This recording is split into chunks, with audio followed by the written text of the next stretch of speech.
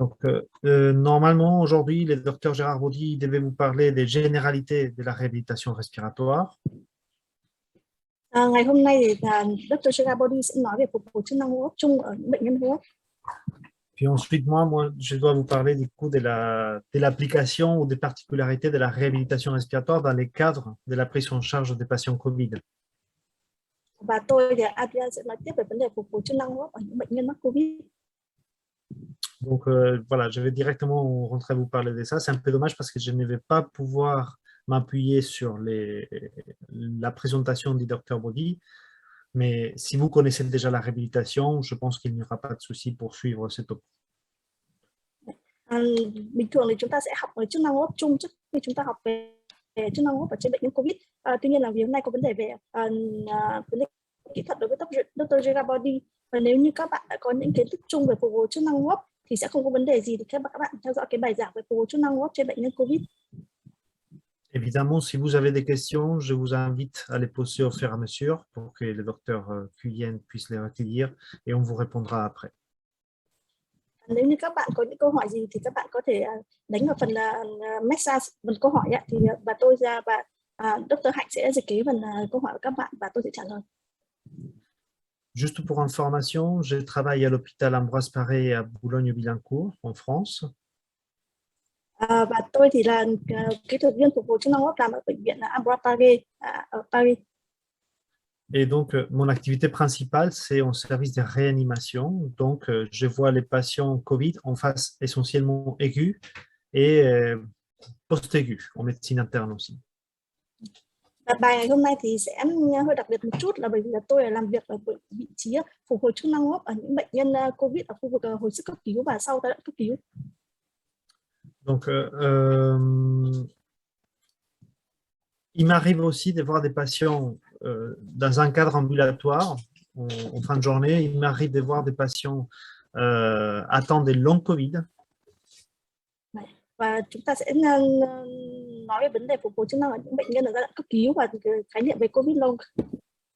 Exactement, de Covid long. Et donc, je vais juste vous introduire légèrement cette notion, mais on n'aura pas le temps non plus de la développer aujourd'hui. Excuse-moi. Oui, je disais qu'on va pouvoir, je vais introduire la notion de long Covid, mais je ne vais pas pouvoir la développer aujourd'hui. Và tôi sẽ nói về cái khái niệm mà COVID kéo dài và cái khái niệm này thì cũng đã có phát triển ở ngoài nước.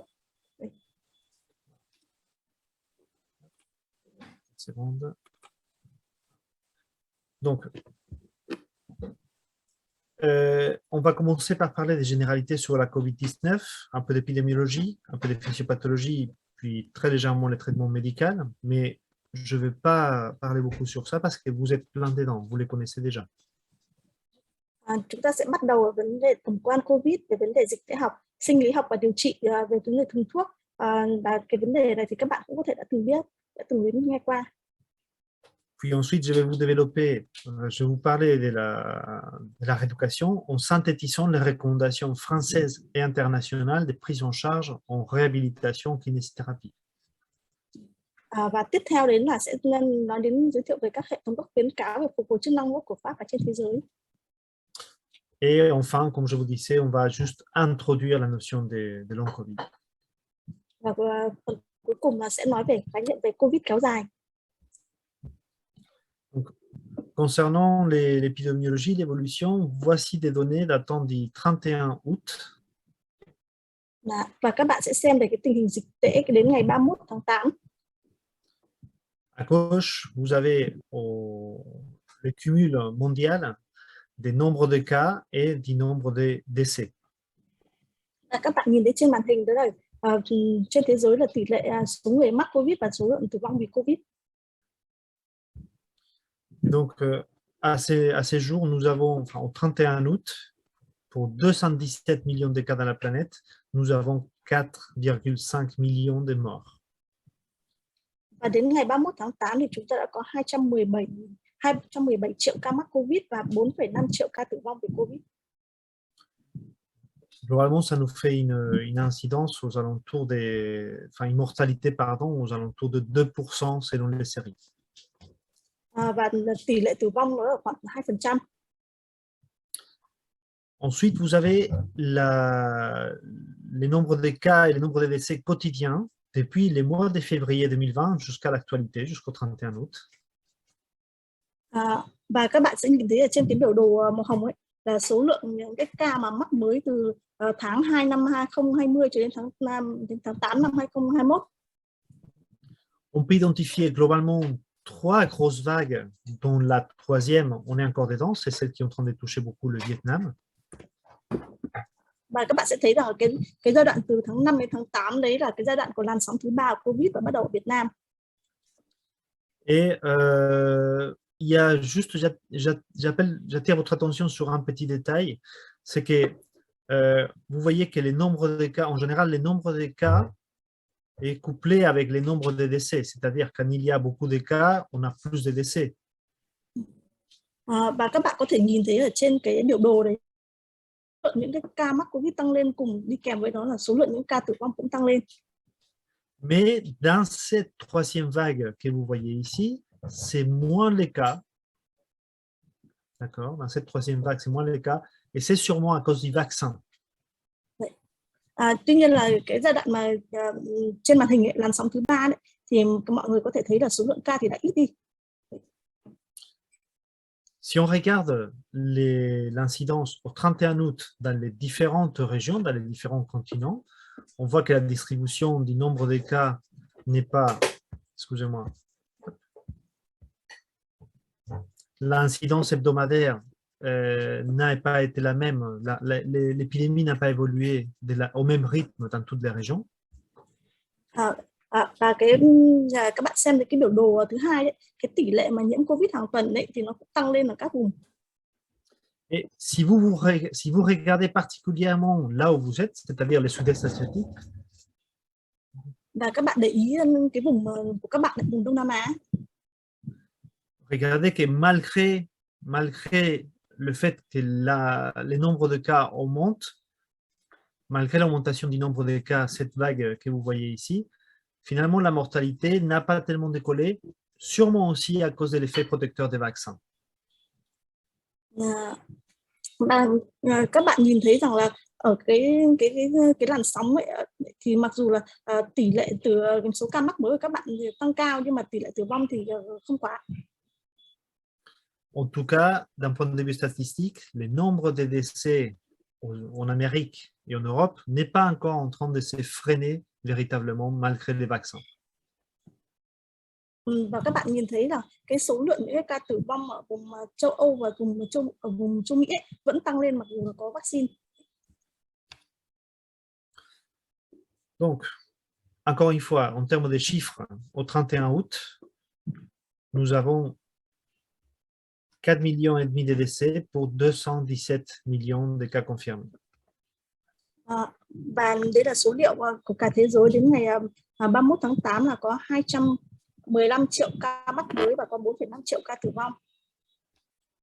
Si l'on regarde particulièrement l'exemple de la France, un des pays qui a été touché, pas dès le début de l'épidémie, mais un mois et demi plus tard, nous avons 112 000 décès pour 6,5 millions. Và ở Pháp ấy, thì là có đến 6,5 triệu ca mắc, trong đó thì có 112.000 ca tử vong.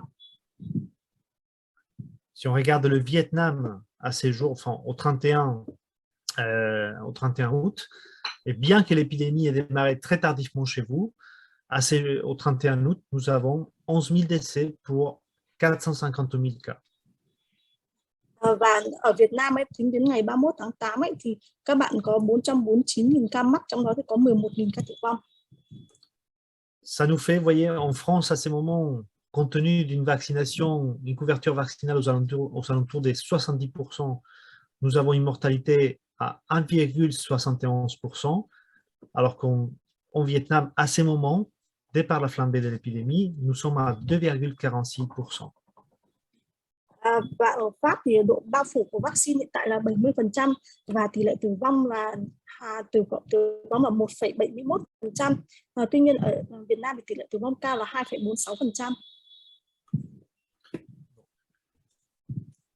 Pour faire au plus simple concernant les caractéristiques de l'infection au virus SARS-CoV-2, je vous présente quelques généralités. Và chúng ta sẽ nói một chút về cái thực quan về cái virus SARS-CoV-2 này. Donc, pour rappel, le bêta-coronavirus SARS-CoV-2 a été isolé et identifié en janvier 2020 suite aux cas de pneumonie qui se sont déclarés au mois de décembre 2019 dans la région de Wuhan en Chine. Và virus SARS-CoV-2 beta coronavirus này thì đã được phát hiện từ tháng 1 năm 2020, tiếp theo từ những trường hợp mà viêm phổi ở thành phố Vũ Hán của Trung Quốc. Que la transmission interhumaine s'est faite essentiellement par voie aérienne, par des gouttelettes respiratoires et aussi par les contacts avec les fluides, mais aussi par les contacts sur les surfaces, c'est ce qu'on appelle les fomites, ça peut être des robinets, ça peut être des poignées des portes, des boutons d'ascenseur. Và cái sự lây truyền của cái virus SARS-CoV-2 này thì chủ yếu là lây truyền bởi đường không khí, bởi những giọt bắn. Tuy nhiên thì nó cũng lây truyền ở cái qua đường tiếp xúc ở bề mặt, ví dụ như ở vòi nước này, hoặc là ở tay nắm cửa, hoặc là những cái nút. Et ce coronavirus SARS-CoV-2, il a une particularité aussi, c'est celle de pouvoir rester finalement assez longtemps sur les surfaces tant que la température n'est pas trop élevée. Và cái virus SARS-CoV-2 nó có thể tồn tại rất là lâu ở trên bề mặt, kể cả trong những điều kiện mà không thuận lợi về nhiệt độ. C'est un virus très contagieux avec un index de reproduction de 2,5 à 3. Ça veut dire qu'un contact contagieux peut donner lieu à 2,5 voire 3 cas. Và virus này thì nó có tỷ lệ lây nhiễm cao với chỉ số lây nhiễm là từ 2,5 đến 3, tức là một người bị nhiễm thì sẽ có khả năng lan truyền bệnh cho 2,5 đến 3 người. Et la période d'incubation moyenne est de 5 jours, sachant que ça peut varier de 2 à 14, mais la période d'incubation moyenne, c'est de 5 jours. 5 jours avant de développer. Pardon, 5 jours avant de développer, du coup, de démontrer les symptômes.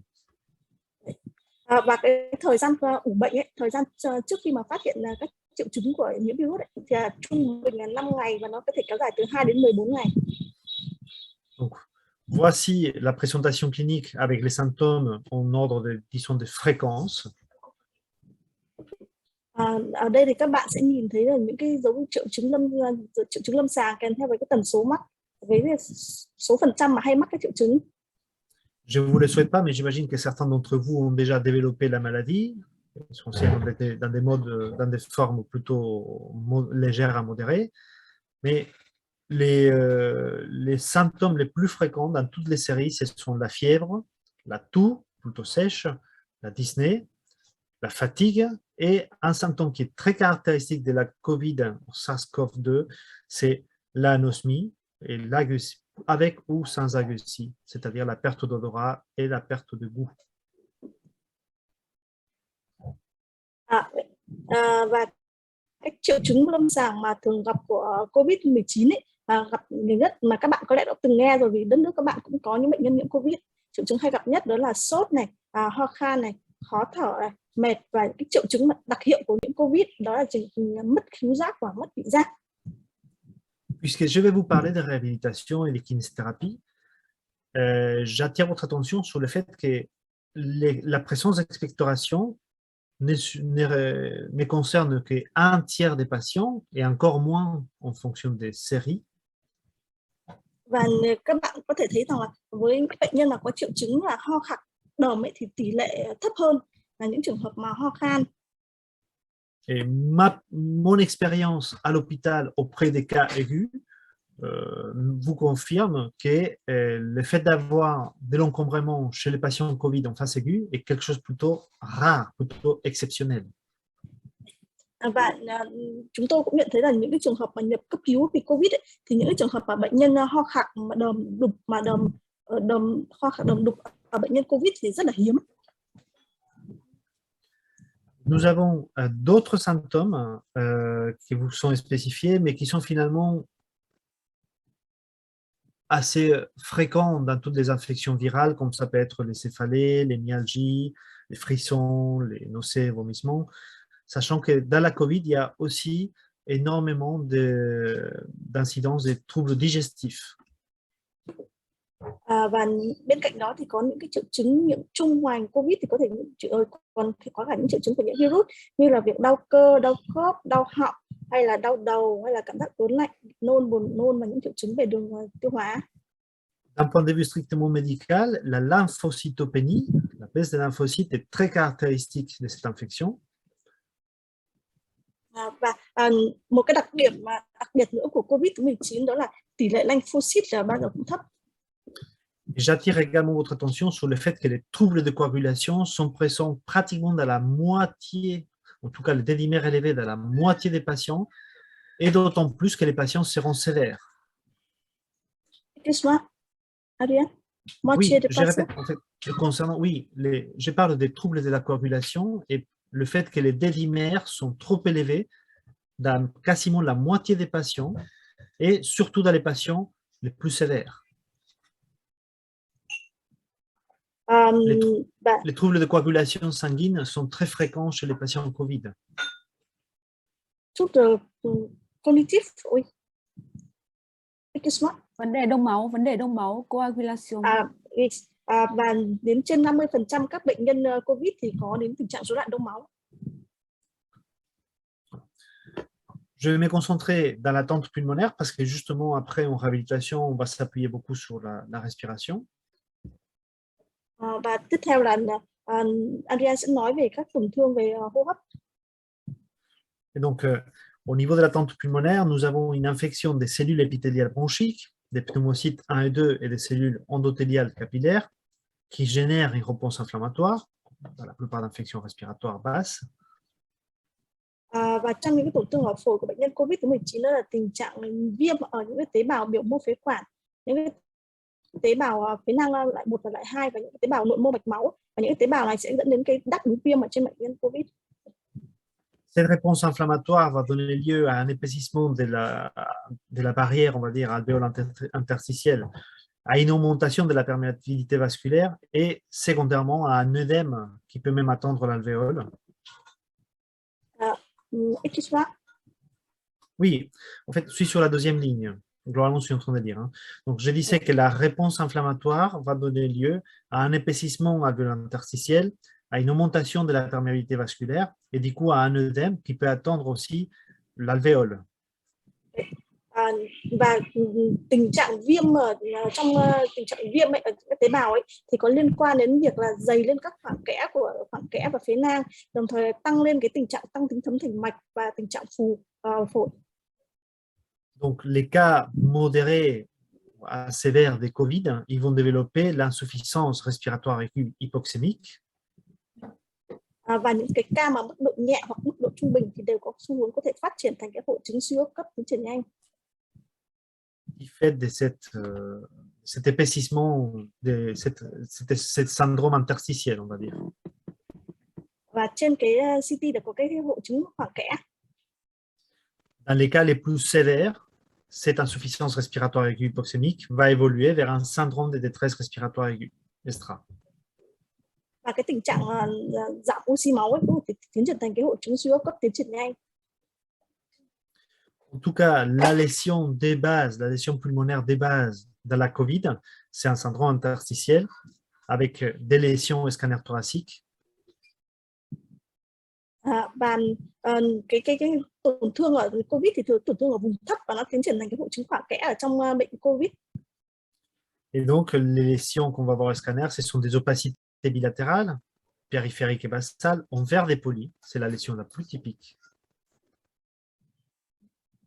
Và cái hình ảnh mà Adrian đang chỉ trên màn hình ấy là cái hình ảnh điển hình của nhiễm COVID, đó là tổn thương ở cả hai bên này, tổn thương ngoại vi và tổn thương ở vùng thấp, và hình ảnh nào đó là hình ảnh của kính mờ.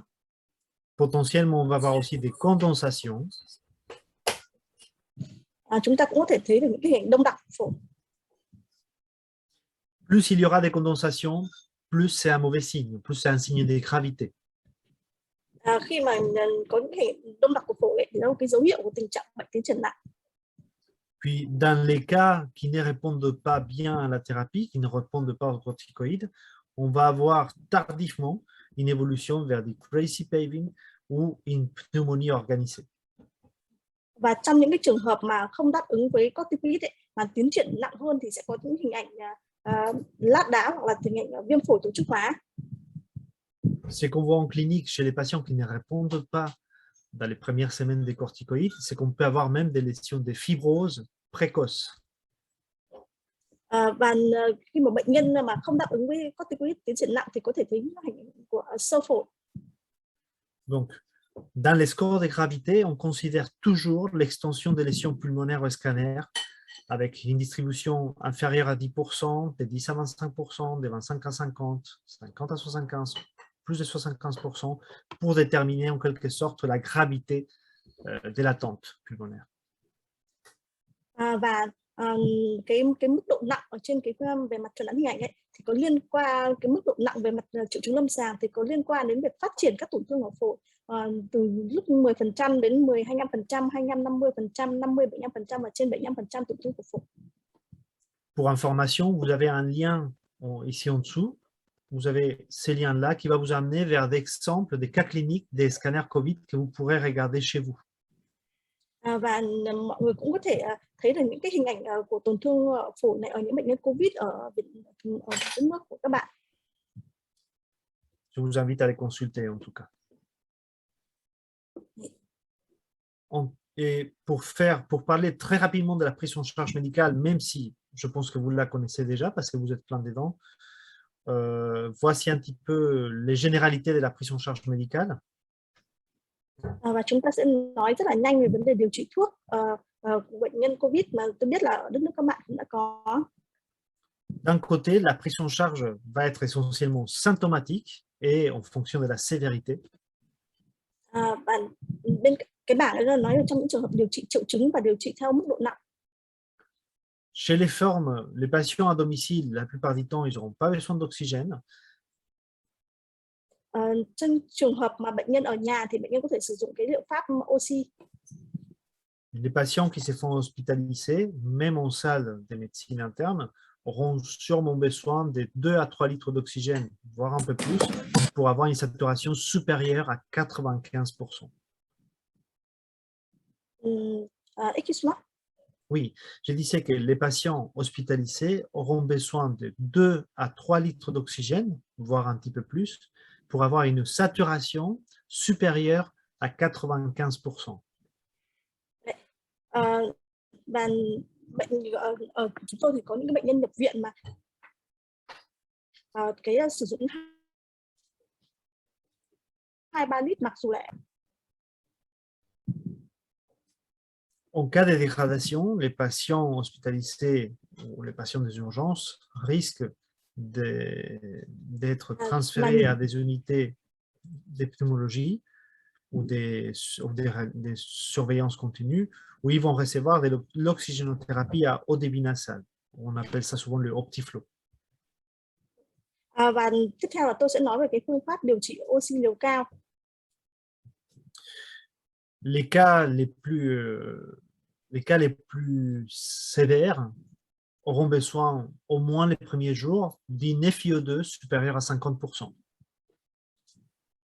50% Des FiO2, des fractions inspirées d'oxygène sur le haut débit nasal.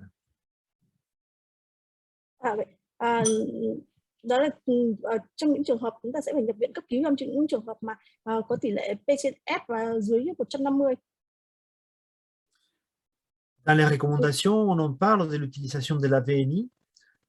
C'est une stratégie qu'on utilise depuis des années pour l'insuffisance respiratoire aiguë hypoxémique, mais l'utilisation de la VNI ne doit pas cacher la dégradation du malade. Cacher la ventilation, non. Oui, la ventilation. Si jamais, ce que je veux dire, c'est que si jamais un patient est en train de se dégrader, on va l'améliorer pendant la séance de VNI, mais si le patient est en train de se dégrader, on ne doit pas retarder l'intubation à cause de la ventilation non invasive. Trong những trường hợp bệnh nhân suy hô hấp thì chúng ta có thể cho bệnh nhân thông khí nhân tạo không xâm nhập. Tuy nhiên rằng là các bạn lưu ý rằng là các bạn không nên trì hoãn việc đặt nội khí quản cho bệnh nhân trong những trường hợp cần thiết, bởi vì có những trường hợp thông khí nhân tạo không xâm nhập sẽ làm cho tình trạng bệnh nặng hơn. Donc, sachez que certains patients 11 draps surtout les plus jeunes, des fois, ils sont capables de tenir, de passer le cap, même avec de l'oxygénothérapie à haut débit, sans forcément avoir besoin d'être intubé. Và cũng có những cái bệnh nhân ấy, mặc dù đã thở oxy liều cao nhưng bệnh nhân vẫn không đáp ứng thì chúng ta sẽ chuyển thẳng sang thông khí nhân tạo xâm nhập. Mais devant des signes de dégradation importante, devant une insuffisance respiratoire évoluant vers des dits SDRA, syndrome de détresse respiratoire aiguë, les patients vont devoir être ventilés invasivement. Và với những trường hợp mà bệnh nhân có hội chứng suy hô hấp cấp tiến triển nhanh, chúng ta có thể thì cái biện pháp điều trị cuối sẽ là thông khí nhân tạo xâm nhập cho bệnh nhân. Pour rappel, un syndrome de détresse respiratoire aiguë se caractérise par un rapport PaO2 sur FiO2 inférieur à 200. Và tôi nhắc lại rằng là cái hội chứng suy hô hấp cấp tiến triển nhanh ấy được chẩn đoán khi mà có tỷ lệ là PaO2 trên FiO2 là dưới 200. Dans les cadres de la COVID-19, on a en réanimation beaucoup de patients avec des SDRA réfractaires, c'est-à-dire avec des rapports PaO2 sur FiO2 inférieurs à 100. Và có rất nhiều các bệnh nhân COVID nhập viện trong tình trạng cấp cứu và với hội chứng suy hô hấp cấp tiến triển nhanh khi mà tỷ lệ P trên F còn có dưới 100. Dans ce genre de cas, on va être appelé à utiliser des manœuvres de secours du type décubitus ventral ou ça peut aller jusqu'à l'utilisation de l'ECMO, l'oxygénation extracorporelle. Và chúng ta có thể sử dụng các phương pháp đi kèm với thông khí nhân tạo xâm nhập như là thông khí nằm sấp của ECMO. Donc, d'un point de vue, évidemment, les patients, quand ils se dégradent beaucoup, ils peuvent aussi faire des chocs septiques, ils peuvent faire des troubles infectieux. Donc, il faut traiter en conséquence d'un point de vue infectieux, donc avec des antibiothérapies adaptées. Và với bệnh nhân COVID thì họ có thể có những triệu chứng nhiễm trùng kèm theo nên là có thể sử dụng thêm cả kháng sinh. Puis autrement, du coup, il y a eu beaucoup d'essais, il y a beaucoup d'essais médicamenteux en cours pour trouver des médicaments qui puissent diminuer la gravité de la COVID. Và hiện nay thì có rất nhiều loại thuốc với hy vọng là sẽ làm giảm đi cái mức độ nặng của nhiễm COVID. À ces jours et à ma connaissance, les seuls médicaments qui ont montré une certaine efficacité dans la gravité de la COVID, ce sont les remdesivir, les corticoïdes et les tocilizumab, avec des résultats tout de même variables selon les séries. Và theo cái hiểu biết của tôi ấy, thì có 3 loại thuốc mà có khả năng làm giảm đi mức độ nặng của bệnh, đó là remdesivir, corticosteroid và tocilizumab. Donc, je ne vais pas développer les traitements médicaux parce que ce n'est pas du tout mon spécialité. Và tôi sẽ không nói kỹ về cái vấn đề thuốc này bởi vì đó không phải là chuyên ngành của tôi.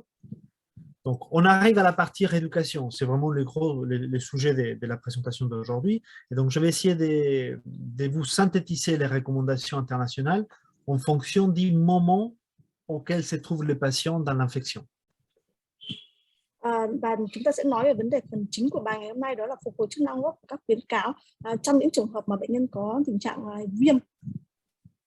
Sachez que la prise en charge en kinésithérapie va avoir essentiellement 3 versants qui sont la composante respiratoire, la composante motrice et surtout la prévention des complications.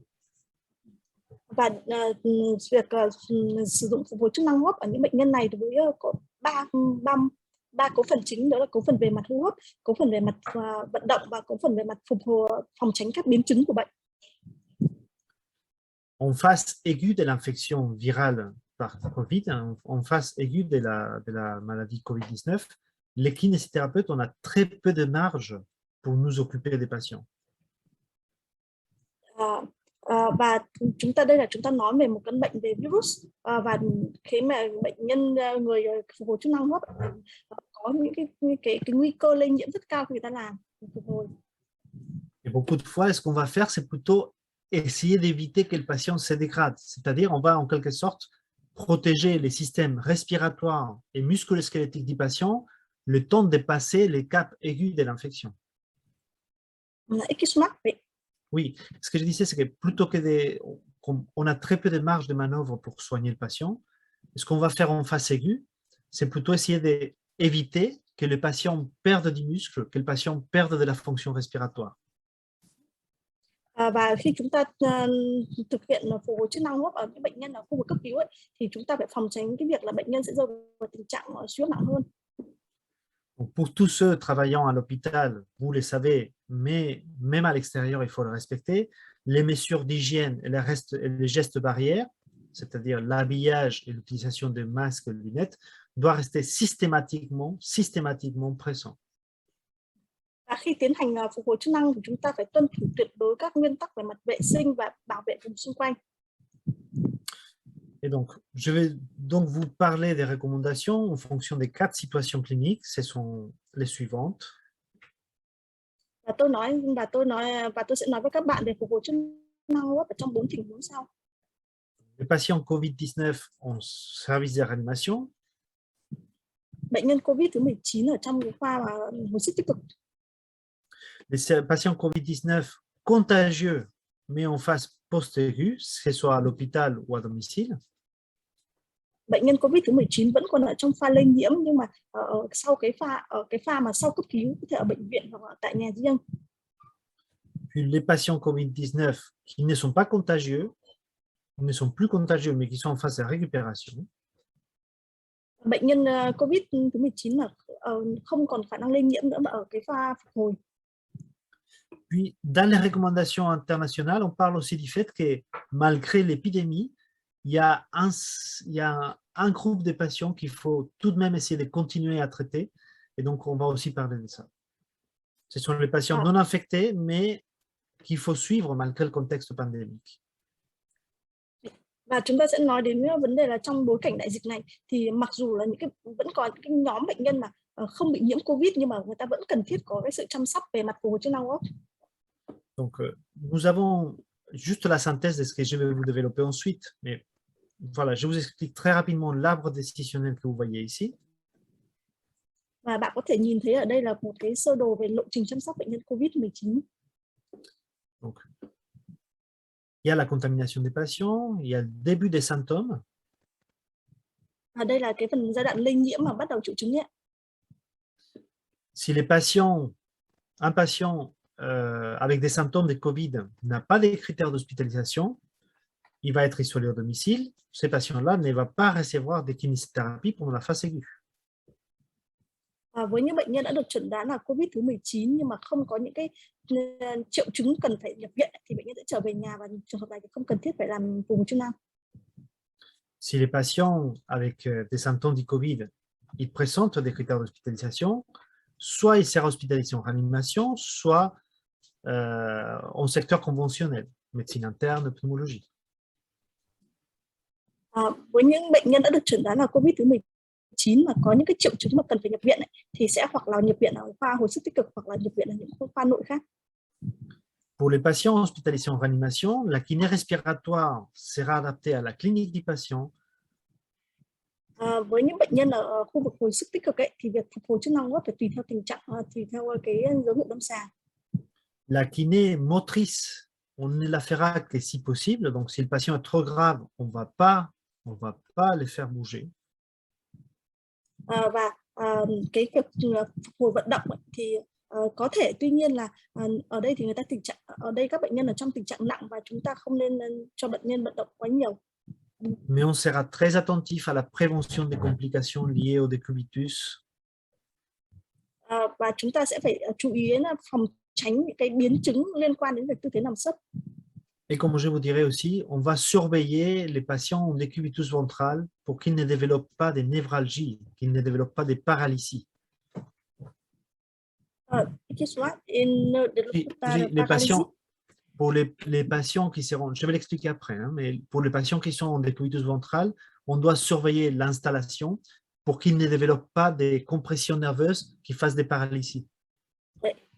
Và với những cái bệnh nhân ở trong khu vực hồi sức, chúng ta phải lưu ý về vấn đề là theo dõi về tư thế của bệnh nhân để phòng tránh các biến chứng như là liệt nửa người hoặc là trường hợp mà teo cơ hoặc yếu cơ. Pour les patients qui sortent de réanimation ou qui sont directement en secteur conventionnel d'hospitalisation, salle de pneumologie, médecine interne, la kiné respiratoire se fera toujours selon la clinique. et la kinémotrice sera à faible intensité.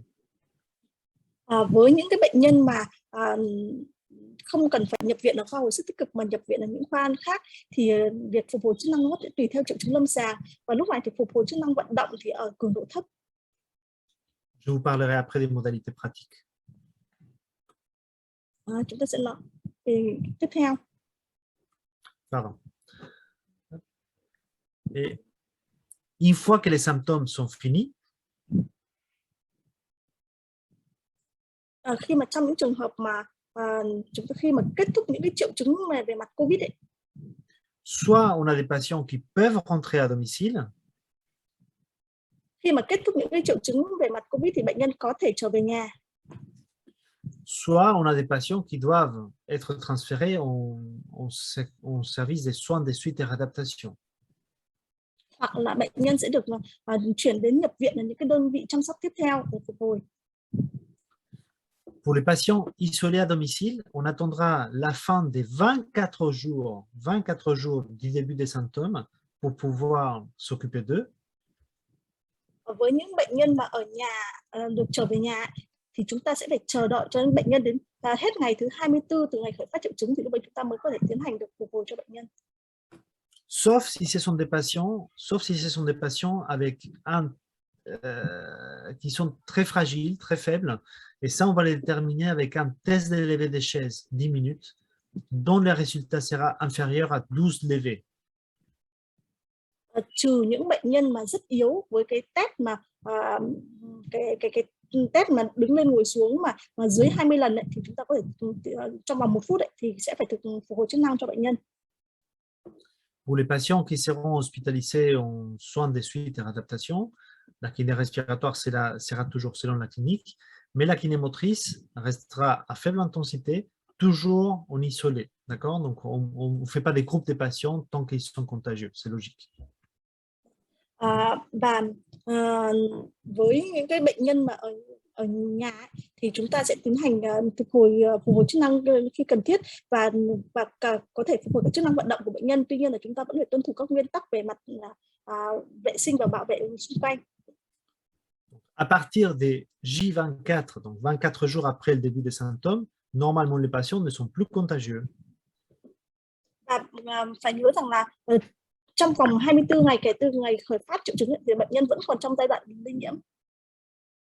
Et c'est là que, surtout pour les patients à domicile ou en soins de suite et réadaptation, on va pouvoir entamer une réhabilitation respiratoire plus classique, plus basée sur les bilans des patients et personnalisée. Excuse-moi.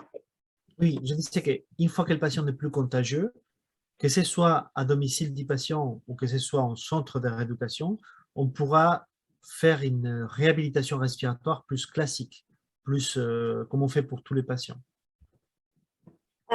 Và sau cái giai đoạn mà giai đoạn lây nhiễm ấy, thì chúng ta có thể tiến hành phục hồi chức năng hô hấp cho bệnh nhân tại nhà hoặc là tiến hành phục hồi chức năng cho bệnh nhân tại các trung tâm phục hồi chức năng. Donc, je vous parlerai après des détails concernant les patients qui ne sont pas porteurs du Covid, mais qu'on doit continuer à avoir en rééducation. Chúng ta sẽ nói tiếp đến những cái bệnh nhân mà không nhiễm COVID-19 nhưng mà vẫn cần phục hồi chức năng hô hấp. Alors, pour les patients, donc la première catégorie des patients dont je vous ai parlé, ce sont les patients Covid en service de réanimation. Tiếp tục và chúng ta sẽ nói tiếp về vấn đề phục hồi chức năng hô hấp bệnh nhân khoa hồi sức tích cực. Et donc, je vous disais que pour ces patients-là, l'encombrement, la présence de sécrétion est pas systématique. Donc, le drainage bronchique n'est pas systématique. Với những cái bệnh nhân mà này thì cái việc mà dẫn lưu phế quản một cách hệ thống thì không được chỉ định. Si on a des patients qui sont relativement jeunes et qui ont une capacité de pouls suffisante, ce n'est pas la peine de faire du drainage bronchique. Với những bệnh nhân trẻ tuổi này và họ có thể ho được một cách chủ động thì cũng không cần thiết phải tiến hành dẫn lưu phế quản. Donc, on réservera la kinésithérapie respiratoire des drainages bronchiques aux patients avec une toux productive, mais qui n'est pas efficace. Patients surtout âgés la plupart du temps. Và cái việc mà dẫn lưu phế quản chỉ định ở những trường hợp mà có nhiễm trùng đường hô hấp với ho khạc đờm hoặc ho khạc đờm đục hoặc là người ta ho nhưng mà không hiệu quả và thông thường gặp ở những bệnh nhân cao tuổi. Les recommandations internationales insistent beaucoup sur le fait d'éviter tout ce qui est technique instrumentale. Với những cái kỹ thuật phục hồi chức năng hô hấp mà cần sử dụng surtout à cause de l'hygiène. Không sử dụng. Pardon. Surtout à cause de l'hygiène. Vas-y, Bởi vì nguyên nhân là vệ sinh. Pour éviter les infections croisées. Bởi vì là vấn đề là vệ sinh và đặc biệt là vệ sinh ở những cái góc cạnh của những cái thiết bị phục hồi chức năng này. Malgré tout, si jamais on doit utiliser des appareils, on doit, dans la mesure du possible, utiliser 2 filtres antibactériens ou antiviraux. D'accord? Un à la sortie de l'appareil et un autre proche du patient. Và nếu mà trong những cái trường hợp mà cần thiết phải sử dụng thì chúng ta phải có cái phin lọc vi khuẩn và lọc virus lúc cái đường ra của máy và cái phin trước khi vào bệnh nhân. Le but étant d'éviter la contamination des appareils. Để phòng tránh cái việc là lây nhiễm vào cái máy. Alors ensuite, je vais vous parler des techniques qui, d'après les recommandations internationales, ne sont pas recommandées, mais je vous mets en orange celles pour lesquelles je ne suis pas forcément d'accord d'après mon expérience clinique. Và đây là những cái kỹ thuật trình bày tiếp về những cái kỹ thuật mà không được khuyến cáo sử dụng trên bệnh nhân COVID theo khuyến cáo của thế giới. Tuy nhiên là tôi đã sắp xếp và tôi cũng không hẳn là hoàn toàn đồng ý với những cái dòng màu bôi vàng. D'après les recommandations internationales, la ventilation dirigée abdomino-diaphragmatique n'est pas recommandée. Và theo cái khuyến cáo của thế giới thì cái việc mà thông khí chỉ huy bụng và cơ hoành là không được khuyến cáo. Mais moi, je l'utilise au cours de la prise en charge pour voir à quel point les patients sont capables de maîtriser la respiration et d'accéder à leur volume. Và tuy nhiên rằng là thực tế là tôi đã sử dụng cái phương pháp này trên những cái bệnh nhân mà cái khả năng ho khạc yếu và cái thể tích thở ra thấp. Si vous demandez à un patient de respirer doucement avec une respiration moins thoracique et plus abdominale, si le patient arrive à vous suivre, c'est sûrement un signe de bon pronostic, c'est un signe favorable. Nếu như mà bạn yêu cầu bệnh nhân hít vào và thở ra kéo dài hết sức thì bệnh nhân thực hiện được thì theo tôi đấy là một cái điều tốt cho bệnh nhân. Si vous essayez de guider un patient dans une respiration plus lente et plus profonde et le patient n'est pas capable de vous suivre, il ne faut pas les forcer, mais c'est sûrement un patient qui est encore trop aigu, trop instable. Và nếu như mà bệnh nhân mà bạn thấy là bạn yêu cầu bệnh nhân thở ra dài hơi hết sức có thể mà bệnh nhân không thực hiện được thì theo tôi thì đấy trong tình trạng mà bệnh nhân vẫn còn trong giai đoạn cấp và không ổn định. La respiration à lèvres pincées n'est pas recommandée au niveau international, mais ça peut permettre à certains patients d'éviter la toux lors de l'expiration. Và theo cái khuyến cáo của thế giới thì việc thở trúng môi thì cũng không được khuyến cáo. Tuy nhiên là việc luyện tập bằng thở trúng môi có thể giúp bệnh nhân kéo dài hơi thở. L'aspirométrie incitative n'est pas recommandée, mais chez certains patients qui ont des volumes accessibles, ça permet de suivre l'évolution. Và cái việc mà hô hấp ký phế dung kế khuyến khích thì cũng không được khuyến cáo sử dụng. Tuy nhiên là cái dụng cụ này ở một vài bệnh nhân của tình trạng ổn định người ta vẫn có thể thực hiện được cái kỹ thuật này. Autrement, en phase aiguë, en réanimation, la mobilisation manuelle et les étirements, le lavage du nez, le renforcement des muscles respiratoires, le rentraînement à l'effort et la mobilisation quand les patients sont instables ne sont pas recommandés, mais sont toujours à étudier au cas par cas. Và tuy nhiên những cái kỹ thuật tiếp theo như là cử động sử dụng tay này, kéo giãn lồng ngực này, rửa mũi này, hoặc là vận động tăng sức mạnh cơ hô hấp này tập luyện gắng sức này, cử động ở những trạng thái không ổn định thì không được khuyến cáo. Encore dans les cadres de la composante respiratoire, quand les patients sont sous ventilation mécanique invasive, on n'a pas beaucoup d'indications de kiné respiratoire. Trong những trường hợp mà bệnh nhân dưới cái thông khí nhân tạo xâm nhập bệnh thì rất là gần như là không có chỉ định về mặt phục hồi chức năng hô hấp. En absence des surinfections bactériennes, les patients ne vont pas être encombrés. Và với những cái bệnh nhân mặc dù là có cái bệnh nhân này mặc dù có tình trạng là viêm nhưng mà cũng không có tình nếu không có dấu hiệu nhiễm khuẩn. Tức là nếu mà bệnh nhân mà không có tình trạng nhiễm khuẩn thì thường là sẽ không có tình trạng ứ đọng. Đúng rồi. Les patients n'auront pas de sécrétion, sauf s'il y a une surinfection bactérienne au niveau du poumon. Trừ khi là người ta có cái tình trạng người ta sẽ không có tình trạng ứ động rãnh, tuy nhiên người ta có thể có trong những tình trạng có nhiễm trùng đường hô hấp.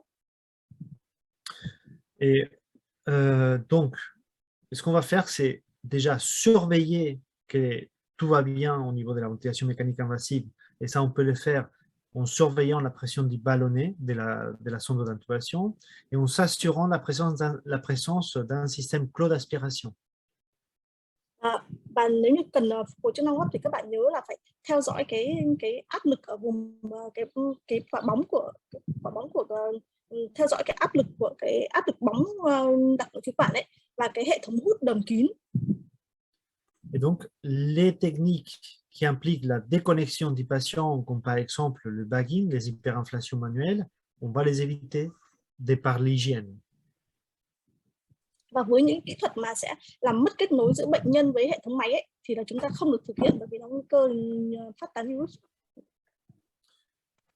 Et concernant le décubitus ventral pour les patients avec un extra réfractaire, on va aider l'équipe soignante à installer les patients et on va surveiller les points d'appui pour prévenir les escarres.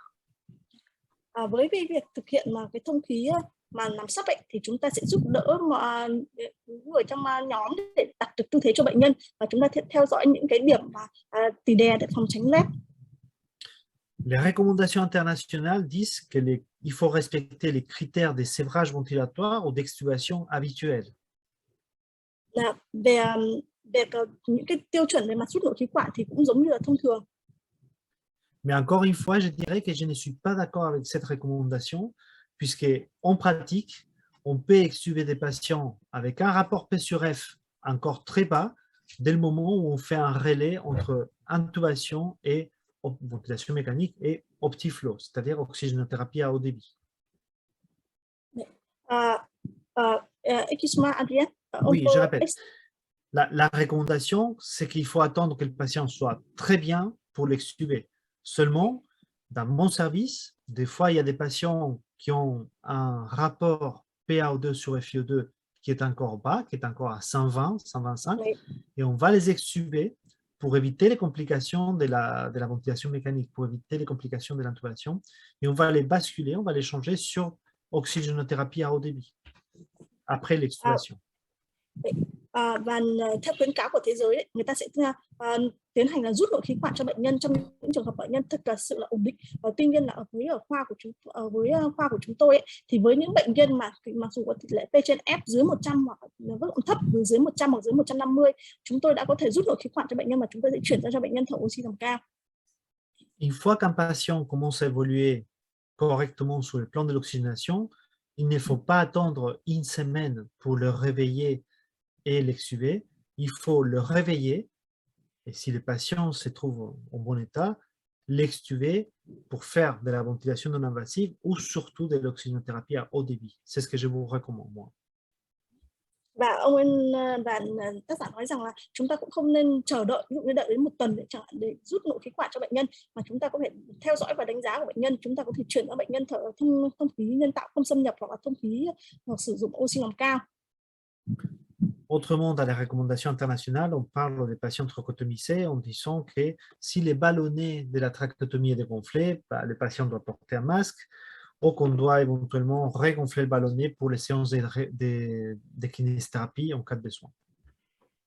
Và với những cái bệnh nhân mở khí quản ấy, thì nếu như cái quả bóng của cái cớp nội khí quản đấy, mà nếu mà xẹt thì bệnh nhân sẽ phải được đeo mask vào quả bóng, và trong cái kỳ phục hồi chức năng hô hấp chúng ta sẽ phải làm căng cái quả bóng ấy nếu như cần thiết. Pour les patients en service de réanimation, pardon. Pour les patients en service de réanimation, concernant la composante motrice, on doit on doit mesurer un score des forces musculaires MRC dès l'absence de sédation pour identifier la présence d'une neuromyopathie acquise en réanimation. Về vấn đề phục hồi về mặt vận động ấy, thì ngay khi mà dùng thuốc an thần ấy, thì chúng ta sẽ phải tiến hành đánh giá bệnh nhân dựa trên cái thang điểm MIC để đánh giá xem bệnh nhân có mắc phải cái bệnh lý thần kinh cơ mắc phải ở trong khoa hồi sức hay không. En général, on considère qu'un patient présente une neuromyopathie acquise en réanimation quand il a un score MRC inférieur à 48/60. Và sẽ chuẩn đoán là bệnh nhân sẽ mắc cái bệnh thần kinh cơ mắc phải do hồi sức tích cực khi mà cái thang điểm MIC này là dưới 48/60. Pour ceux qui ne sont pas familiarisés avec les scores MRC, je vous rappelle, c'est un testing musculaire qu'on va effectuer sur 3 mouvements des membres inférieurs, 3 mouvements des membres supérieurs pour additionner et avoir un score global des forces musculaires. Oui, j'ai expliqué un petit peu en quoi ça consiste le score MRC, c'est-à-dire on fait du testing musculaire sur des actions musculaires des membres inférieurs, des jambes et des bras pour avoir un score global des forces musculaires. C'est pour les gens qui ne connaissent pas les scores MRC. Và tác giả giải thích và tôi giải thích thêm về cái thang điểm MIC là người ta sẽ tính cái khả năng tính cái thang điểm và về sức mạnh cơ hô hấp với những cái chi trên và chi dưới để tính ra được tầm điểm của bệnh nhân. Autrement, on va mettre en place de la mobilisation précoce dès que le patient était stabilisé. Et donc, ça va être avec de la mobilisation active, de la verticalisation, la marche en chambre si possible. Puis surtout, les cycles ergomètres. Và khi mà chúng ta sẽ phải cho bệnh nhân vận động càng sớm càng tốt, ngay sau khi mà bệnh nhân ổn định, có thể là bệnh nhân vận động chủ động này, có thể đứng lên hoặc là di chuyển trong phòng, hoặc là dùng cái phương pháp như là đạp xe. Excusez-moi. Et donc, pourquoi je vous parle des cycles ergomètres? Parce que les patients en phase aiguë, dès qu'on va les remobiliser, ils vont désaturer très fort. Và tuy nhiên là chúng ta phải nhớ rằng là với những bệnh nhân mà vẫn còn ở trong tình trạng cấp cứu thì người ta có thể rơi vào cái tình trạng là suy hô hấp với giảm SpO2 rất là nhanh. Du fait de la maladie pulmonaire, l'oxygène, il va pas bien traverser les poumons, et donc si vous augmentez la consommation d'oxygène, les patients ne pourront en faire face et il va désaturer. Và với những cái bệnh nhân mà bị bệnh về mặt hô hấp ấy, khi mà người ta tập luyện mà gắng sức, người ta sẽ yêu cầu là cái oxy liều cao. Tuy nhiên là khi chúng ta cung cấp oxy liều cao, nó sẽ không thể nhanh chóng đi vào phổi được và nó sẽ dẫn đến tình trạng suy hô hấp với tình trạng giảm SpO2. Mais si vous faites des actions musculaires de faible intensité soutenues, comme ça peut être le pédalage des membres supérieurs ou le pédalage avec les membres inférieurs à basse vitesse, les patients seront capables d'effectuer un effort musculaire sans forcément désaturer.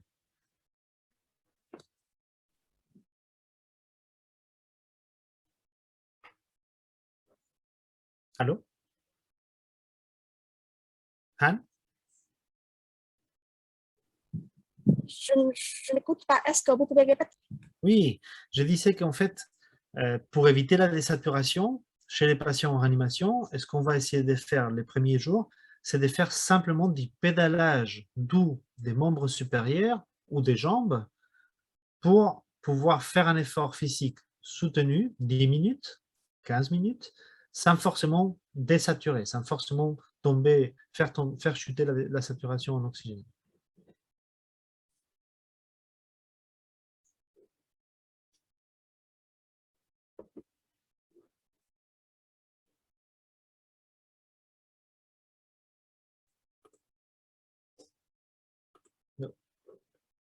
Je ne vous entends pas, docteur Han.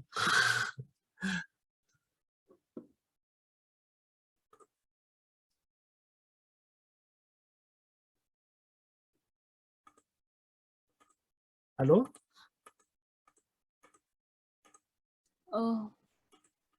Hạnh On a ơi, perdu, on a perdu la traductrice. peut-être il a des problèmes de internet.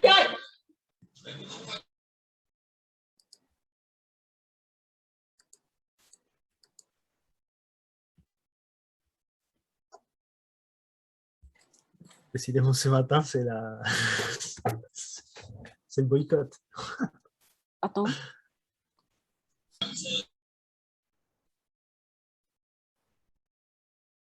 Gérard, ça marche ton micro là déjà?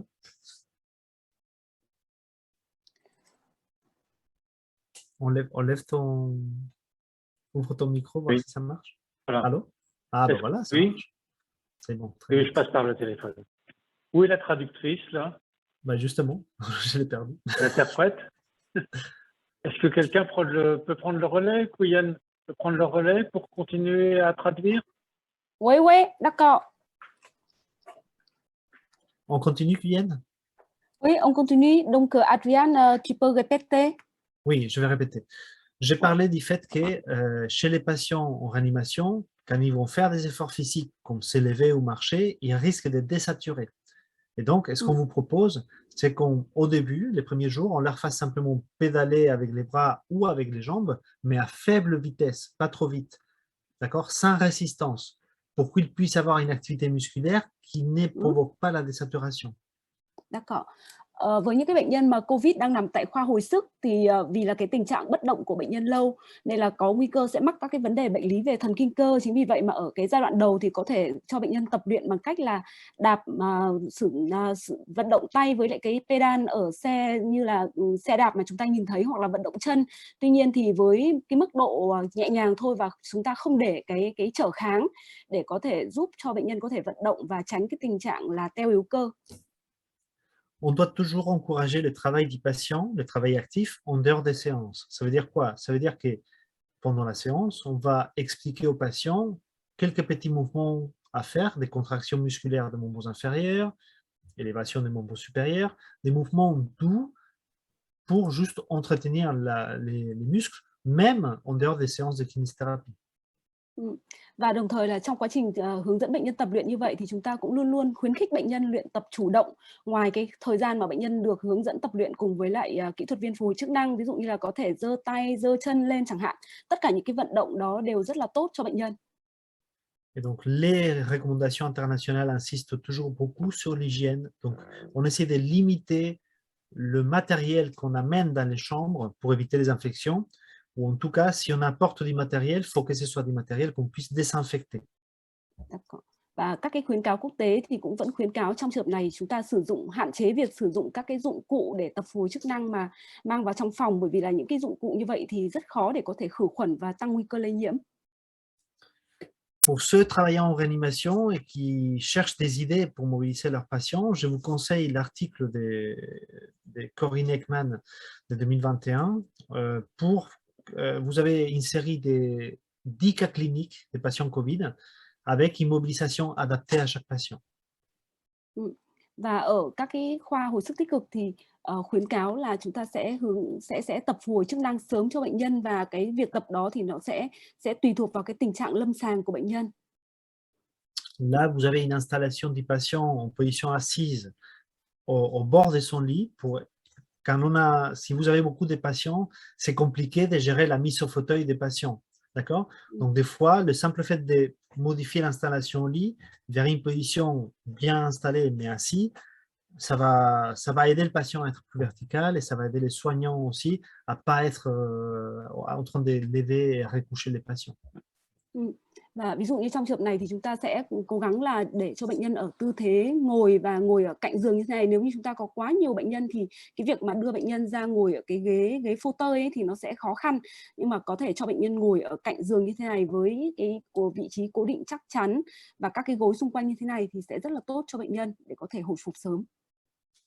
Pour ceux qui ont la chance d'avoir des cycloergomètres qu'on peut adapter au lit, là, vous avez un exemple des cycloergomètres au lit pour un patient trachéotomisé. D'accord? Bịt một thúi này. Và với những cái bệnh nhân mà tình trạng nhức đầu rồi. Hạnh đã vào rồi đúng không? Dạ vâng ạ. Okay. Và trên cái hình ảnh này thì các bạn nhìn thấy là một cái bệnh nhân mà được mở khí quản, tuy nhiên là người ta vẫn phải tập luyện được bằng cái hệ thống psychometry, tức là đạp xe ở trên giường. C'est bon, on continue? Oui. Oui. Et donc, excusez-moi. Et donc, je vais vous parler aussi de la prévention des complications et éventuellement l'éducation des patients. Et donc, toujours en réanimation, on doit essayer d'optimiser l'installation des patients, toujours en collaboration avec l'ensemble de l'équipe. Và tôi sẽ nói đến phần tiếp theo, đó là phần phòng tránh các biến chứng và giáo dục bệnh nhân. Đó là chúng ta phải tối ưu hóa tư thế của bệnh nhân trong cái việc là kết hợp với các thành viên khác đặt cái tư thế của bệnh nhân được phù hợp. Et ça concerne beaucoup les patients COVID qu'on met en décubitus ventral. Và rất nhiều các bệnh nhân COVID thì được đặt ở cái tư thế nằm sấp. Dans la mesure du possible, on doit éviter les hyperextensions du cou de la région cervicale. Và khi mà chúng ta đặt cái bệnh nhân ở tư thế nằm sấp như vậy thì bệnh nhân sẽ có những cái vị trí mà bị tì đè. Donc évidemment, ce qu'on vous conseille, c'est de placer toujours des coussins mous, des coussins au niveau thoracique supérieur pour dégager la tête du patient, pour surélever le thorax et pouvoir avoir la tête légèrement en flexion. Donc, pas comme ça, mais comme ça. Trong cái trường hợp như thế thì tức là bệnh nhân nằm sấp ấy, thì cái cổ của bệnh nhân sẽ có xu hướng là ưỡn ngửa lên phía trên thì nó sẽ dễ bị chấn thương cột sống cổ. Vì vậy là khuyên là có thể đặt một cái gối ở phía trước ngực của bệnh nhân ấy để tránh cho cái việc cái cột sống cổ của bệnh nhân nó quá ưỡn ra phía sau.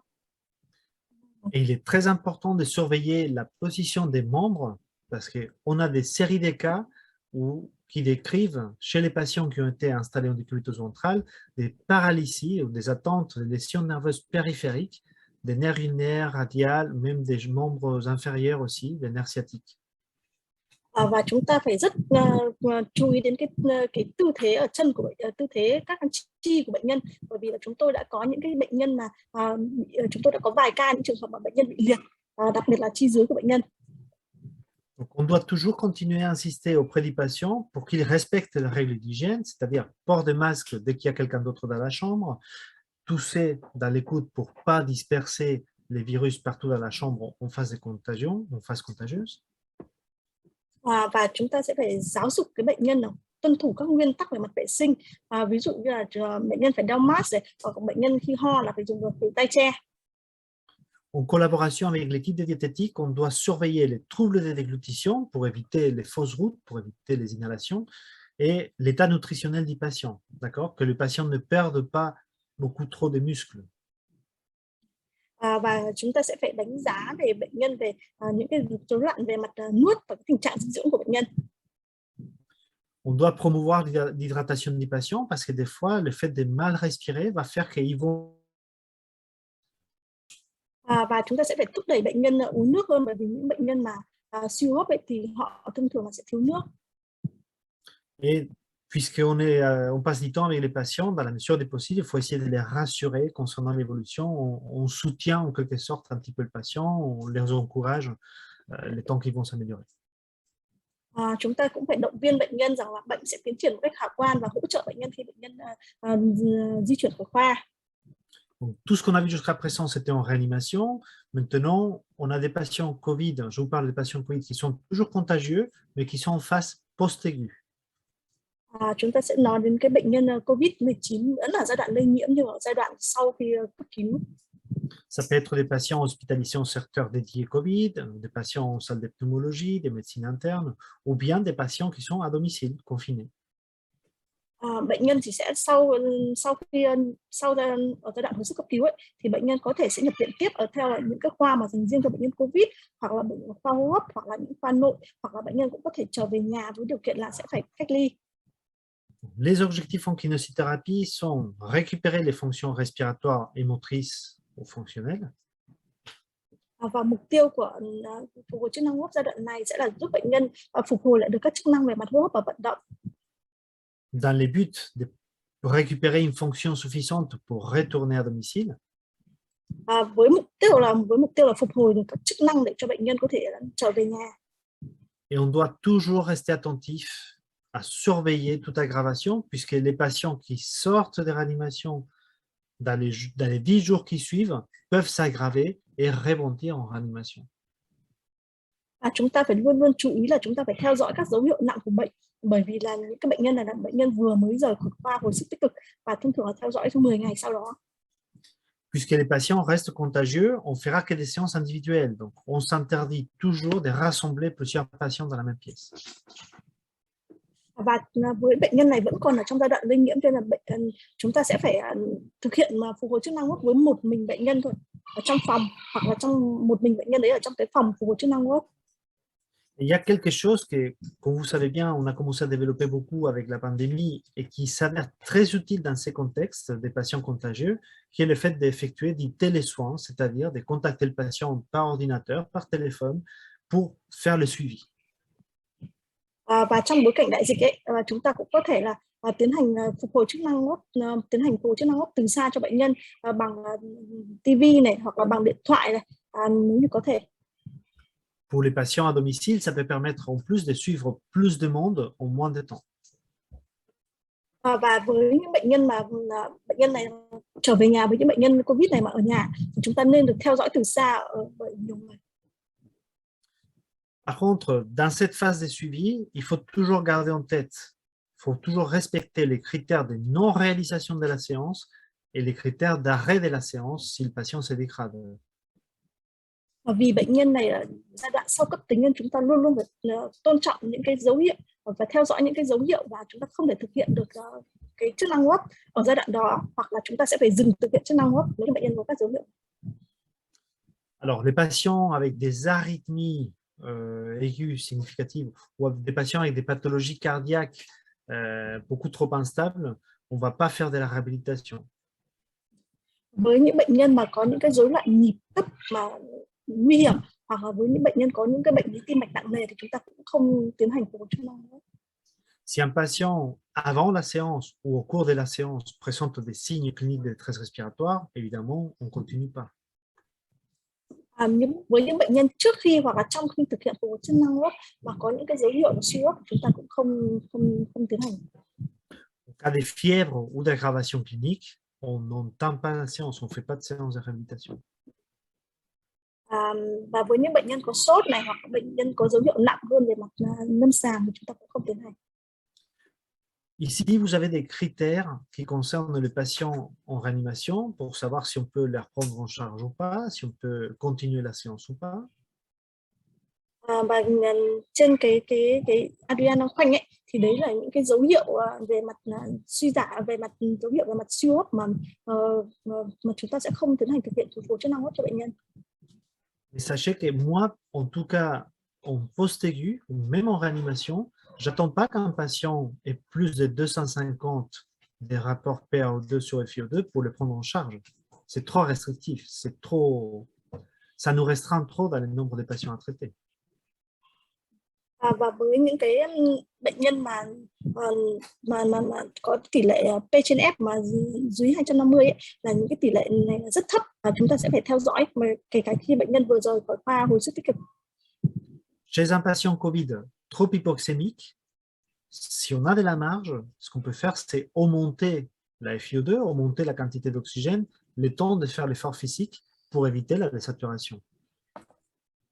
Và với những cái bệnh nhân COVID ấy, bệnh nhân có thể có cái tình trạng suy hô hấp, và trong những trường hợp đấy thì chúng ta sẽ phải tăng cái liều oxygène lên cho bệnh nhân. Et donc, c'est comme ça qu'on va éviter les désaturations brutales lors des séances de kiné, mais aussi du fait, pas seulement monter l'oxygène, mais aussi le fait de faire des mouvements plutôt doux, des mouvements soutenus, des mouvements peu intenses. Excuse-moi, Oui, et ce que je veux dire, c'est que quand on s'occupe des patients, il faut, si jamais la saturation est déjà un peu basse, on va augmenter l'oxygène pour pouvoir mieux bouger, et aussi on va faire des mouvements doux, comme je vous disais, du pédalage, on va faire des mouvements, on ne va pas marcher vite par exemple, on va faire toujours des mouvements très doux, faible intensité. Và khi mà bệnh nhân có tình trạng suy hô hấp ấy, với tình trạng SpO2 giảm ấy, thì chúng ta có thể tăng liều oxy lên cho bệnh nhân, và lúc ấy thì chúng ta sẽ không làm các hoạt động và thực hiện hoạt động phục hồi chức năng hô hấp một cách gắng sức quá, không đi lại nhiều quá này, và chúng ta sẽ làm với những kỹ thuật phục hồi chức năng ở cường độ thấp. Et donc, si on a des patients chez qui la maladie est en train de s'aggraver encore, en général, on ne fait pas de réhabilitation. Tant que le patient n'est pas stabilisé sous le plan de l'évolution de la maladie, on n'entame pas la réhabilitation. Si le patient a des signes d'aggravation. Exactement, pas seulement aggravation, mais si les images au scanner elles sont en train de se majorer, de s'aggraver, on ne fait pas de réhabilitation. Souvent, ça va s'accompagner d'une aggravation clinique. Và nếu như mà bệnh nhân mặc dù là trong tình trạng ổn định, tuy nhiên là nếu như bệnh nhân có một cái tình trạng dấu hiệu nặng lên về mặt chuẩn đoán hình ảnh thì chúng ta cũng không tiến hành thực hiện phục hồi chức năng hô hấp cho bệnh nhân. En tout cas, avant toute séance de réhabilitation chez un patient contagieux en phase post-aiguë, on doit toujours mesurer les éléments suivants. Và với tất cả các bệnh nhân về mặt COVID lây nhiễm ở giai đoạn sau cấp cứu, chúng ta phải đánh giá về mặt bilan cho bệnh nhân. Donc, toujours tenir compte de la saturation pulsion oxygène, combien d'oxygène reçoit le patient, la fréquence respiratoire au repos, la fréquence cardiaque au repos, la tension artérielle avant la séance. Voici. Và những cái bilan cần phải đánh giá cho bệnh nhân ở đây là gì? Đó là về vấn đề là độ bão hòa oxy máu của bệnh nhân này, và cái lượng oxy mà bệnh nhân cần thiết phải bổ sung này, và tần số hô hấp, tần số nhịp thở và huyết áp, tần số tim mạch và huyết áp. Puis on examine les patients. Pardon, excuse-moi. Excuse-moi. Vas-y. Oui, je disais aussi, on essaie d'évaluer si le patient est encombré ou pas et quelle est sa capacité de son encombrement. Và chúng ta sẽ đánh giá là bệnh nhân có tình trạng ứ động đờm dãi hay không, và cái khả năng mà bệnh nhân tự giải phóng được cái tình trạng ứ động đờm dãi đấy. Et donc, plutôt pour les patients à domicile, on met sur la Disney à chaque séance avec les scores modifiés et MRC. Mais dans les cadres des séances à l'hôpital, moi, je préfère plutôt utiliser l'échelle des bords modifiée pour mesurer la dyspnée de 0 à 10 avant, pendant, après la séance. Bệnh nhân thì sẽ đánh giá tình trạng khó thở thì bằng thang điểm MIC hoặc thang điểm Borg sửa đổi. Tuy nhiên là với kinh nghiệm của tôi thì tôi hay thường sử dụng cái thang điểm MIC ở khoa hồi sức. Alors, pour les patients, toujours les mêmes patients, Covid contagieux en phase post-aiguë, que ce soit à l'hôpital, au centre de réadaptation ou à domicile, on commence à surveiller aussi au niveau nutritionnel. Với những bệnh nhân COVID giai đoạn lây nhiễm mà sau giai đoạn cấp cứu ấy, thì chúng ta sẽ phải có cái đánh giá khác, và đây là đánh giá tình trạng dinh dưỡng. Je vous rappelle qu'on ne peut pas récupérer des muscles si on n'est pas bien nourri. Và chúng ta sẽ tiến hành phục hồi cơ khi mà bệnh nhân được nuôi dưỡng tốt. On fera un bilan articulaire rapide pour s'assurer qu'il n'y a pas de problème d'amplitude articulaire, ou en tout cas pour les considérer pour la rééducation. Và chúng ta sẽ đánh giá cái bilan về khớp, hoặc là bilan về sức mạnh cơ. Un bilan des forces musculaires de préférence par dynamométrie. Và bilan về sức mạnh của cơ thì chúng ta thường đánh giá bằng cái đo động học cơ. Donc dans la plupart des séries, dans la plupart des séries des patients qu'on a suivis au niveau de la fonction dans la littérature, on fait minimum toujours les hand grip, d'accord, la mesure de la force des fermetures de la main. C'est l'appareil que vous voyez ici à droite. Est-ce que vous pouvez répéter? Oui, j'ai dit que dans la plupart d'articles où on suit les patients, on fait du suivi des patients, d'accord, on va toujours mesurer la force de fermeture de la main, le hand grip, pour le suivi, d'accord, la force que le patient développe quand il fait la fermeture des mains. C'est ce qu'on a ici. Fermeture des... Excuse-moi, la force. On appelle ça hand grip. C'est la force qu'on développe quand on ferme la main. la force qu'on arrive à développer, c'est un très bon moyen, c'est une bonne estimation de la force générale du patient. Với những cái bệnh nhân mà đánh giá về mặt sức mạnh cơ ấy, thì người ta sẽ sử dụng cái phương pháp người ta gọi là Fox Harry, tức là gần như là một cái dụng cụ để đánh giá sức mạnh cơ, và hãy đề cập ở đây là đánh giá sức mạnh cơ tay. Nó là cái dụng cụ để đo cơ lực của tay, một cái thiết bị đo cơ lực tay. Et donc, oui, on conseille aussi une série de tests fonctionnels, ce que le docteur Body va vous parler comme des tests de terrain en réhabilitation. Hoặc là chúng ta sẽ sử dụng cái phương pháp để thăm dò các chức năng về mặt hô hấp. Mais les tests fonctionnels chez les patients COVID en phase post-aiguë doivent être simples. On ne doit pas faire des tests de marche de 6 minutes, ils ne seront pas capables de les faire.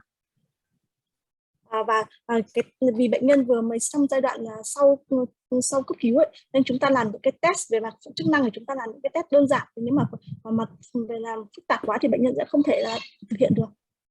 Donc les tests de terrain qu'on utilise le plus souvent chez les patients COVID en phase post-aiguë, c'est le test élevé des chaises 10 minutes, voire des 30 secondes si le patient est trop faible.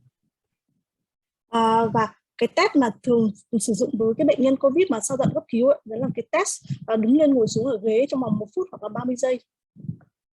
On essaie de mettre en place aussi le suivi psychologique, même si ce sont les psychologues qui vont le mettre en place. Và chúng ta sẽ phải tiếp tục đánh giá những vấn đề tâm lý của bệnh nhân. Ở đây sẽ có các nhà tâm lý người ta sẽ thực hiện điều này. Concernant le test élevé des chaises, ce n'est pas très compliqué. Voici un petit peu les modalités pratiques, je vais vous expliquer. Và cái test đứng lên ngồi xuống ấy, trong vòng 1 phút ấy, thì nó không quá là phức tạp, và các bạn sẽ nhìn một cái ảnh này. Donc, globalement, on va demander au patient de s'asseoir sur une chaise où il est le bassin à peu près à hauteur de genou. Và đầu tiên là chúng ta sẽ yêu cầu bệnh nhân ngồi xuống ở ghế với 2 tay chống ở háng và chân thì để dưới nền đất, gấp gối. On utilise toujours la même chaise pour le test. Và bệnh nhân ngồi trên cái ghế không có tay vịn. Et donc, on demande au patient de s'élever et de s'asseoir autant de fois que possible sur 1 minute. Và chúng ta sẽ yêu cầu là bệnh nhân đứng lên và ngồi xuống một mình ấy, tự lên ngồi xuống một mình trong vòng 1 phút. Si possible, sans l'aide des bras, sans s'aider avec les bras. Và bệnh nhân sẽ phải đứng lên ngồi xuống mà không được thay đổi cái tay của bệnh nhân. Donc, tout en surveillant la saturation, on va comptabiliser sur 1 minute le nombre de fois que le patient arrive à s'élever, s'asseoir, et en même temps la saturation et la fréquence cardiaque. Và chúng ta sẽ phải trong quá trình bệnh nhân đứng lên ngồi xuống như vậy để chúng ta sẽ phải theo dõi về mặt SpO2 của bệnh nhân cũng như nhịp thở, mặt hô hấp. On surveille donc la saturation et la fréquence cardiaque, et pas seulement pendant les tests, mais aussi pendant les 2-3 minutes qui suivent la récupération. Và chúng ta sẽ theo dõi tiếp về mặt nhịp thở này cũng như nhịp tim, và chúng ta có thể tiếp tục trong vòng 2 đến 3 phút nếu như bệnh nhân có thể. La valeur seuil qu'on se donne pour se dire que le patient a des capacités fonctionnelles dégradées, ce sont 12 levées sur 1 minute. Nếu như mà bệnh nhân trong tình trạng nặng thì bệnh nhân sẽ đứng lên ngồi xuống dưới 20 lần trong vòng 1 phút. Un patient qui est capable de s'élever 20 fois sur 1 minute, on considère qu'il n'a pas des gros déficits fonctionnels. Nếu như mà bệnh nhân mà có thể đứng lên ngồi xuống trên 20 lần trong vòng 1 phút thì là bệnh nhân có một cái bệnh nhân trong tình trạng ổn. Et donc, pour les patients qui rentrent à domicile encore en période contagieuse, si jamais ils ne sont pas capables de se lever 12 fois sur 1 minute avant de quitter l'hôpital, on va essayer de démarrer la kinésithérapie à domicile, même pendant la période contagieuse. Với những cái bệnh nhân mà tại thời điểm nhập viện khoa hồi sức tích cực ấy, bệnh nhân không thể nào mà thực hiện được cái việc là đứng lên ngồi xuống dưới 12 lần trong vòng 1 phút ấy, thì chúng ta sẽ yêu cầu là tiến hành phục hồi chức năng cho bệnh nhân tại nhà ngay cả khi bệnh nhân còn trong giai đoạn lây nhiễm. Donc, pour récapituler, pour les patients COVID-19 en phase post-aiguë, en pratique. Và cái phương pháp này thì với bệnh nhân COVID-19 thì chúng ta cũng thực hiện. Toujours des séances individuelles, toujours avec respect des règles d'hygiène. Và luôn luôn nhớ là phải tuân thủ quy tắc về mặt vệ sinh. On limite les matériels utilisés, on n'apporte pas du matériel, sauf si on peut le désinfecter. Và chúng ta không sử dụng quá nhiều cái dụng cụ vật liệu tiến hành phục vụ chức năng hô hấp, và nếu như có sử dụng thì đấy là phải là cái dụng cụ mà les exercices fonctionnels restent à faible intensité, c'est-à-dire 1 à 3 équivalents métaboliques. Và cái bài luyện tập đấy thì nó không cường độ là yếu, và thời gian của nó từ khoảng 20-30 phút và 3-5 lần một tuần. Ça peut être du pédalage, ça peut être de la gymnastique sans résistance, sans poids, ça peut être de la marche à très faible vitesse. Và những cái bài tập này thì cường độ yếu đó có thể là đi bộ hoặc là đạp xe. Et donc, la perception de l'effort, vous savez, M. Baudy va vous dire que dans les cadres d'une réhabilitation respiratoire normale, on se donne une marge entre 4 à 6 sur une échelle de 10 des perceptions de la dyspnée ou des perceptions de la fatigue musculaire. Chez les patients Covid, en face aiguë, en post-aiguë, on va travailler à moins de 3 sur 10, enfin, maximum 3 sur 10. On ne va pas aller à chercher une dyspnée entre 4 et 6, mais plutôt en dessous. Và với những thang điểm về mặt khó thở và liệt cơ ấy, nếu như mà bệnh nhân mà thang điểm này từ 4-5/10 thì chúng ta cũng không thực hiện phục hồi chức năng. Chúng ta chỉ thực hiện với trường hợp là cái thang điểm về mặt khó thở và liệt cơ là dưới từ 3/10, dưới 3/10.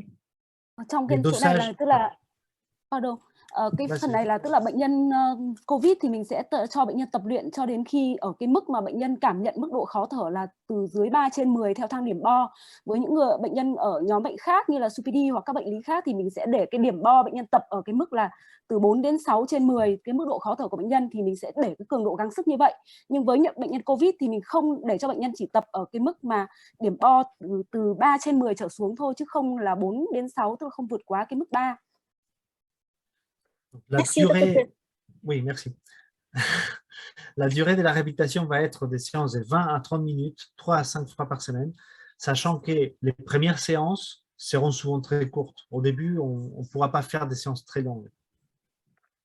Và thời gian của mỗi cái lần tập phục hồi chức năng này là từ 20 đến 30 phút, 3 đến 5 lần một tuần, và chúng ta cũng không nên tiến hành những cái kỳ tập luyện phục hồi chức năng kéo dài cho bệnh nhân. Pour les patients à domicile, si on les suit avec des télésoins, des suivis téléphoniques ou par ordinateur, on peut encourager des séances 1 jour sur 2. Un jour il travaille, un jour il se repose, un jour il travaille, un jour il se repose. Và với những cái bệnh nhân mà ở nhà đấy, thì chúng ta có thể tiến hành là phục hồi chức năng hô hấp từ xa qua điện thoại hoặc qua TV cho bệnh nhân một cách ngày, tức là một ngày tập luyện hay không. Donc, après 24 jours, à partir du début des symptômes, les patients ne sont plus contagieux. Và sau 24 ngày, bắt đầu ngày tính từ khởi phát triệu chứng thì bệnh nhân không còn là giai đoạn lây nhiễm. Alors, je vais être obligé d'interrompre Adrien, comme je lui ai indiqué par chat. Là, parce qu'on arrive maintenant dans une phase qui ressemble beaucoup à la réhabilitation générale. Vous disposez du topo complet d'Adrien pour ce qui est du Covid non contagieux, auquel vous pourrez vous référer.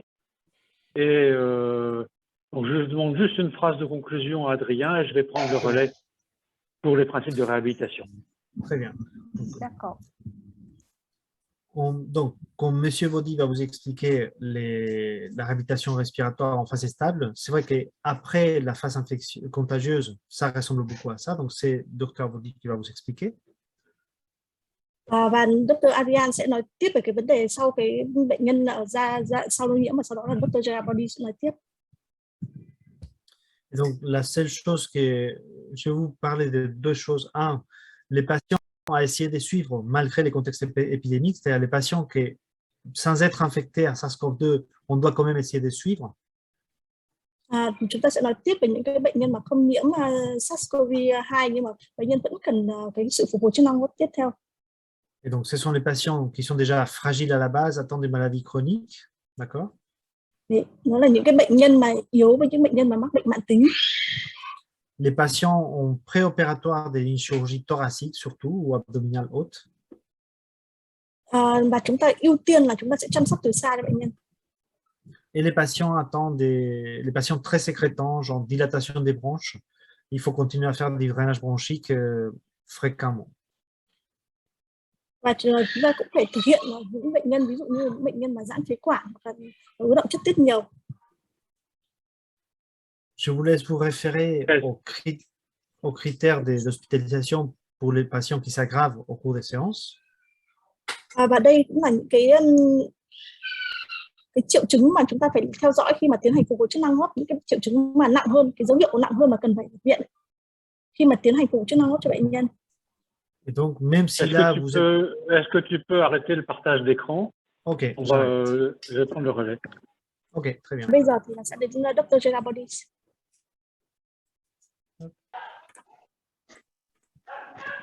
Tu arrêtes ton partage d'écran. Oui, oui.